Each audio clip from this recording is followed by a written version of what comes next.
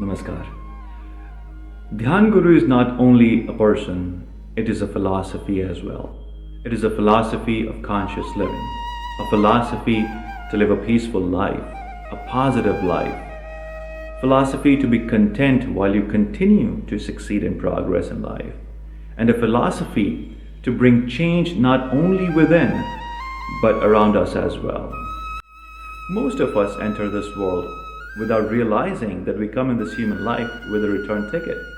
We continue doing things in life and completely forget that one day the sun will not shine in our life.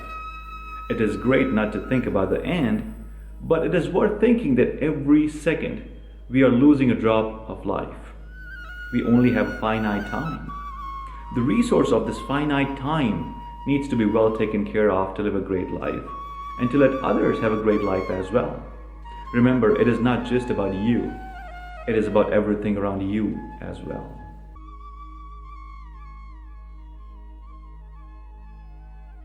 I have been internally connected since my early childhood, but the realization of a bigger connection named spirituality came to my life in my early 20s. I used to read a lot of books on self-development, motivation, and meditation, and I started conducting workshops on the same when I was still learning medicine in medical school in India. It started off with a 1-week workshop for middle school children, and it was really nice. I loved that experience.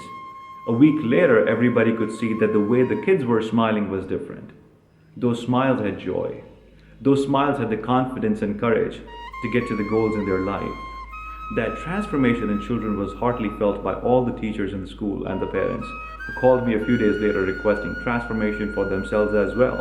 And there it was, my second workshop for the parents and teachers of those lovely children. And that kicked off my journey as a guru who was transforming lives of people, bringing joy, peace, contentment, confidence, and overall personality development. I was lucky to be able to connect to thousands of people subsequently with various lectures and workshops.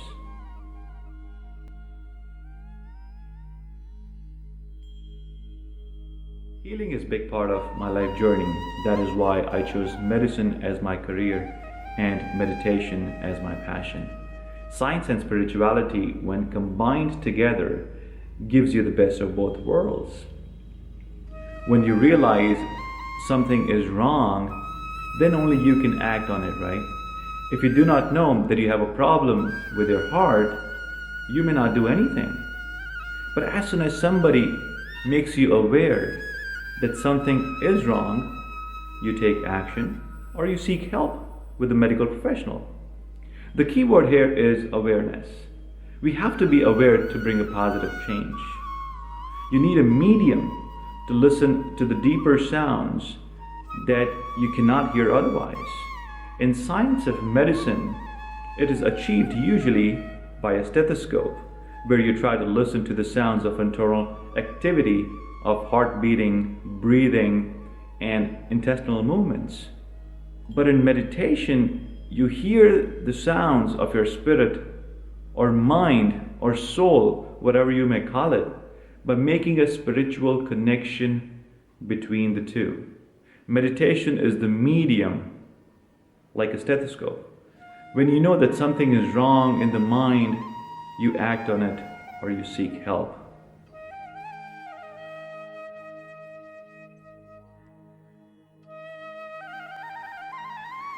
As a young child, I always saw my grandmother meditating with the beads many times a day.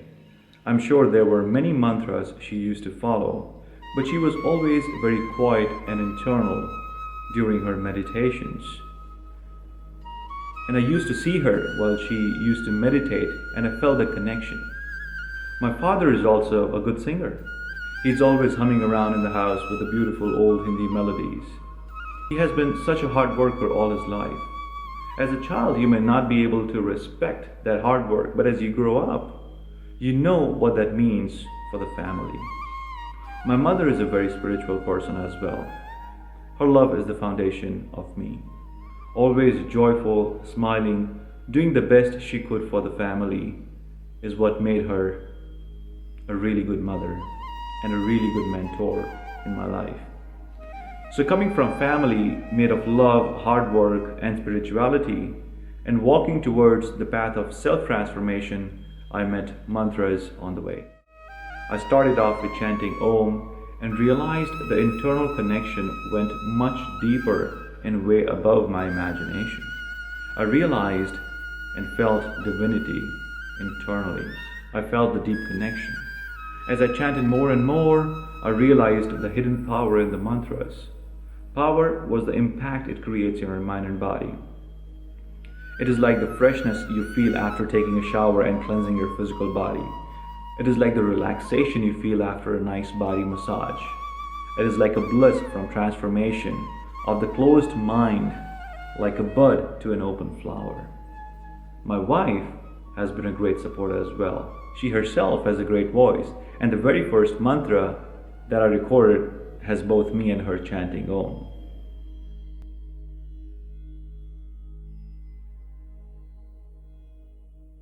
Mantras are like getting wings to fly, the flight to internal depth and divinity. It is not about believing or not believing in God. It is about believing that there are forces above and beyond our imagination that runs this whole universe, nature and life. If we were in control of ourselves completely, why would we suffer physically or psychologically, and why would we not overcome death? This means that the natural forces are much more powerful and that we need to respect that power and force to make this finite living worthwhile. Mantra can be a sound, a word, or a phrase repeated consciously to empower the forces within and outside. They're not specific to any religion. Anybody can chant or listen to the mantras any time of the day, anywhere, in any situation. You don't need religion to live a good life. You need spirituality to live a good life. You can either listen or chant as long as it gives you a deeper connection. Just chanting a mantra by mouth does not help. It is not just about saying a few words. It is about feeling the healing it brings as it enters your mind and soul through the wings of sound. You have to respect the mantra to get respect from the mantra.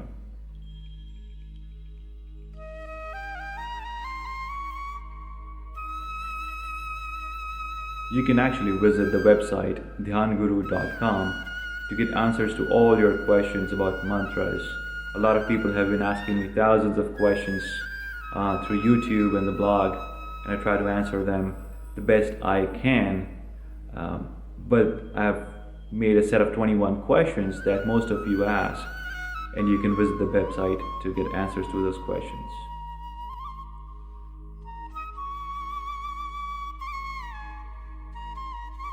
Transformation is my mission, vision, and goal.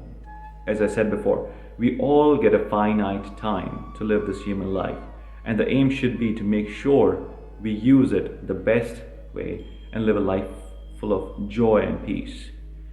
We can have joy and peace only by empowering our conscious mind to make sure that we think right, Because when we think right, we act right. When we act right, things fall in place perfectly, and you get success. I want to bring the concept of Dhyan Shakti, which means consciousness empowerment, among each and every human soul on this planet. The concept of Dhyan Shakti is not limited to internal connection only.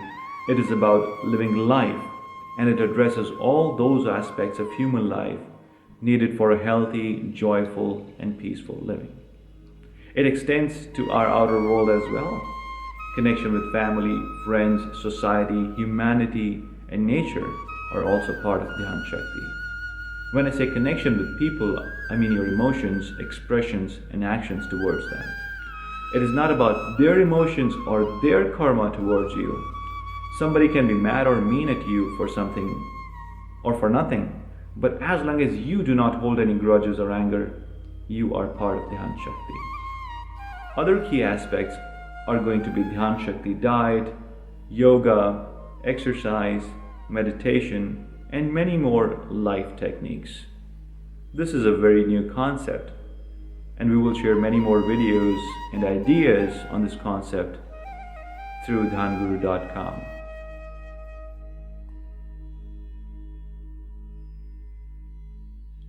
I hope to connect with as many people as I can in this finite time that I have to share this life-transforming concept of Dhyan Shakti.